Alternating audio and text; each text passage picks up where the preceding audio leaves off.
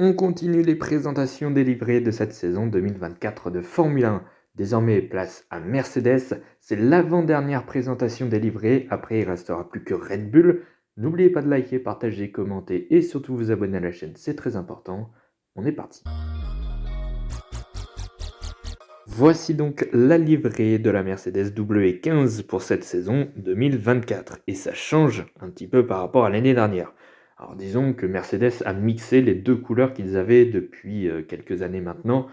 Depuis quelques années, ils alternent un petit peu entre le gris et le noir. Bon bah cette année, ils savaient pas quelle couleur mettre, du coup ils se sont dit bon bah on va mettre les deux, hein. Disons que la livrée est quand même assez particulière, ça fait un peu bizarre, mais enfin bon, ça reste une livrée plutôt correcte. Qu'attendre de Mercedes en 2024? Eux qui ont terminé à la deuxième position au championnat des constructeurs en 2023, soit une place de mieux qu'en 2022, et pourtant la saison 2023 de Mercedes semble encore une fois bien compliquée. Depuis la nouvelle réglementation de 2022, Mercedes a vraiment essayé tout plein de concepts et ça ne fonctionne pas. Ils n'arrivent pas à trouver le truc qui permettrait à cette Mercedes d'être compétitive sur une bonne majorité des tracés. Il y a un moment dans le championnat où ça va très bien se passer, où ils vont pouvoir jouer des podiums assez régulièrement, voire même des victoires de temps en temps. Et puis, à un moment donné, je ne sais pas pourquoi, d'un coup, la Mercedes, elle est plus compétitive. Et Ferrari, McLaren, l'année dernière par exemple, en fin de saison, leur sont passés devant. Par exemple, Ferrari termine troisième au championnat des constructeurs, soit derrière Mercedes, et pourtant on a l'impression que c'est l'équipe italienne qui a fait une meilleure saison que Mercedes au global, sauf qu'en début de saison, Mercedes était quand même bien meilleur, mais en deuxième partie de saison, ça a été plus compliqué. Du coup, en 2024, il va falloir clairement trouver ce qui ne va pas sur cette voiture. Alors, évidemment, c'est plus facile à dire qu'à faire, mais clairement, depuis ces deux dernières saisons, c'est très très compliqué. Ils n'arrivent pas réellement à trouver ce qui ne va pas. C'est vraiment dommage parce qu'avec une voiture qui fonctionnerait bien ou très bien, ils ont quand même un duo de pilotes qui est franchement très solide. Lewis Hamilton et George Russell, c'est quand même un sacré duo. Tu leur donnes une bonne voiture, ils sont capables de faire de très très belles performances. Le problème, c'est la voiture, elle n'avance pas. Enfin, en tout cas, elle n'est pas assez compétitive, pas autant que ce qu'on espère en tout cas. Attention en 2024 parce qu'il va y avoir une concurrence encore plus rude que l'année dernière, parce qu'en première partie de saison, Mercedes se bataillait avec Ferrari et Aston Martin, mais en deuxième partie de saison, c'était plus Aston Martin, mais McLaren. Du coup, ça faisait déjà un concurrent en moins pour la deuxième place au championnat des constructeurs. Cette année, c'est bien probable qu'on ait 4 constructeurs pour jouer la deuxième place.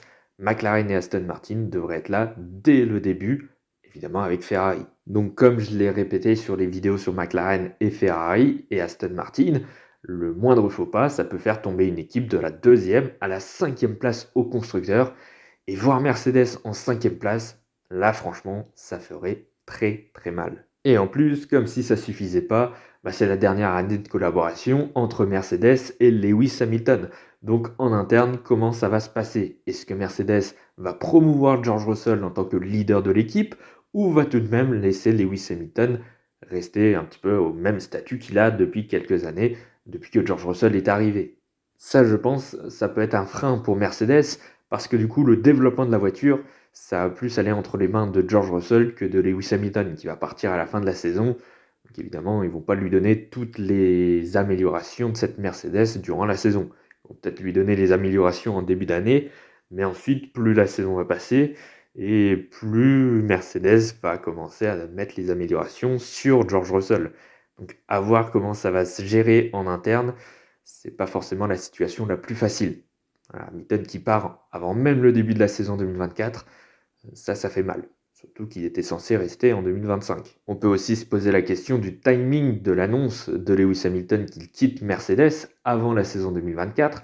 Est-ce que ça veut dire qu'il a vu le prototype de la W15 et que ça lui a pas vraiment inspiré confiance? Est-ce que la tentative de Mercedes de retrouver les titres constructeurs et pilotes finalement s'envole et qu'il n'y a pas forcément d'issue possible, en tout cas à court terme? C'est bien possible aussi. En tout cas, il y a dû avoir quelque chose pour que Lewis Hamilton quitte Mercedes, alors que depuis quelques années, il dit qu'il avait encore confiance au projet Mercedes. Au final, il part de la marque allemande pour rejoindre Ferrari, les rivaux. Donc on peut se poser des questions. Donc ouais, je pense qu'il va y avoir quelques petits freins quand même pour Mercedes cette saison. À voir maintenant le niveau de la voiture. On peut avoir quelques doutes finalement. On verra tout ça déjà pour les tests privés. Et puis ensuite, à partir du premier Grand Prix, à Bahreïn.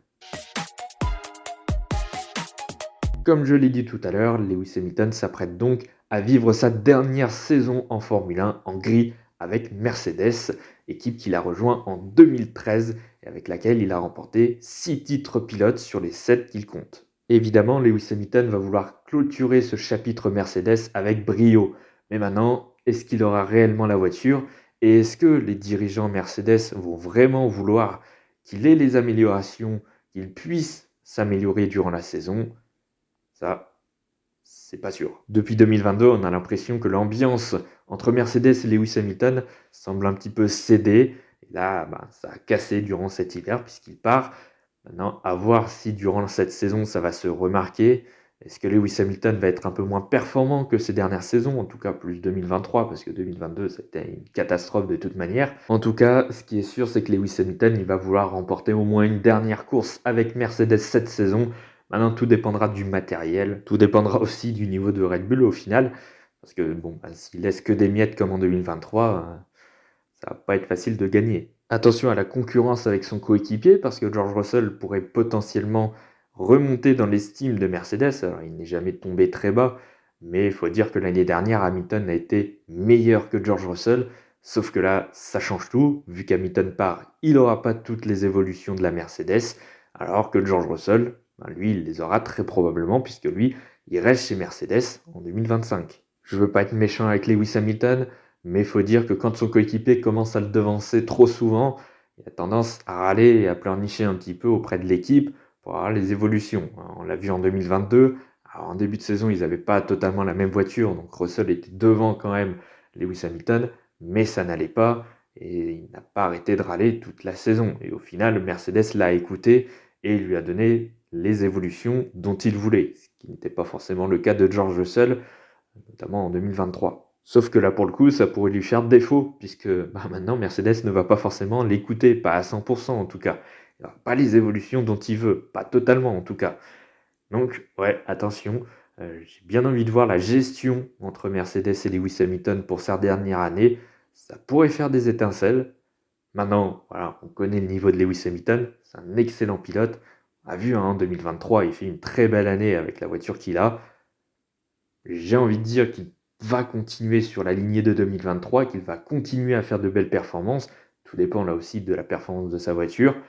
Mais comme je l'ai dit tout à l'heure sur la partie sur Mercedes, il peut y avoir des freins et ça peut rendre une saison 2024 un peu moins brillante pour le pilote britannique. Et du coup, dans l'histoire, il y en a un qui est très heureux, c'est George Russell, qui va potentiellement, en tout cas en 2025, être le leader de Mercedes. Est-ce que ce sera fait dès cette année? C'est pas forcément sûr. Lewis Hamilton, ça reste quand même une bête de course, hein. Donc le battre, ce sera pas facile. Mais en tout cas, il aura plus d'écoute au sein de l'équipe allemande qu'il l'a eu depuis son arrivée en 2022. En revanche, c'est pas les mêmes attentes, hein. George Russell va falloir clairement être plus régulier dans l'année.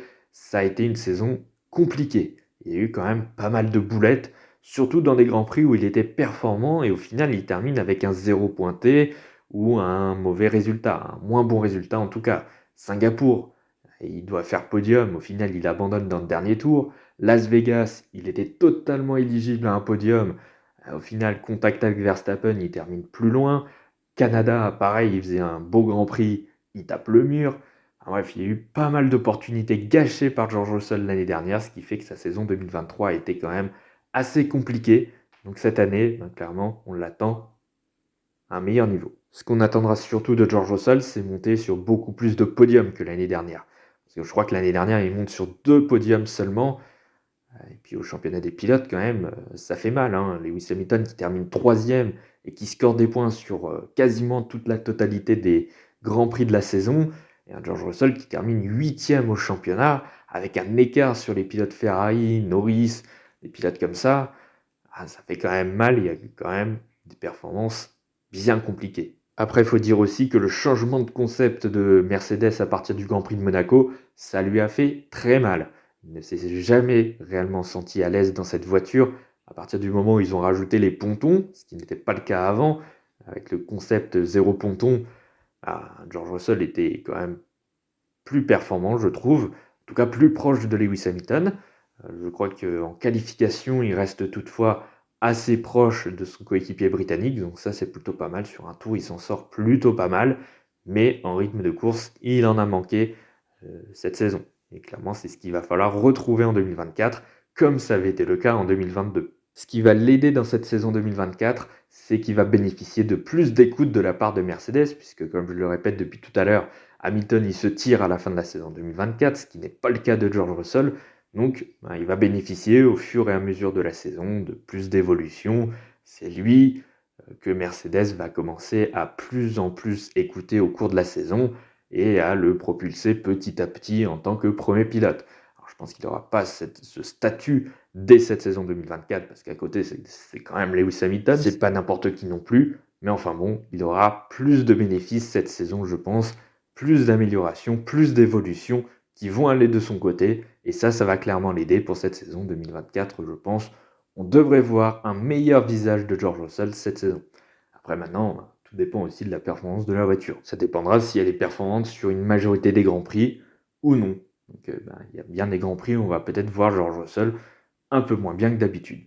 Enfin bon, après c'est le cas pour tous les pilotes de toute manière. Voilà, c'est la fin de cette vidéo. Merci d'avoir écouté jusque-là. N'oubliez pas de liker, partager, commenter et surtout vous abonner à la chaîne, c'est très important. On commence à voir le bout du tunnel, plus que quelques vidéos encore. Il en reste encore quelques-unes quand même. Demain, on se retrouve pour la MotoGP à nouveau. On va parler du team LCR Honda. Et puis ensuite, on reviendra à la Formule 1 dans 2 jours pour la Red Bull RB20. Et ensuite, on passera du côté de la MotoGP avec l'Aprilia. Et puis ensuite, on en aura terminé. Après, il restera une vidéo délivrée encore du côté des MotoGP. Ce sera pour la semaine suivante. Allez, plus que 3 vidéos. Et après, c'est terminé. À demain.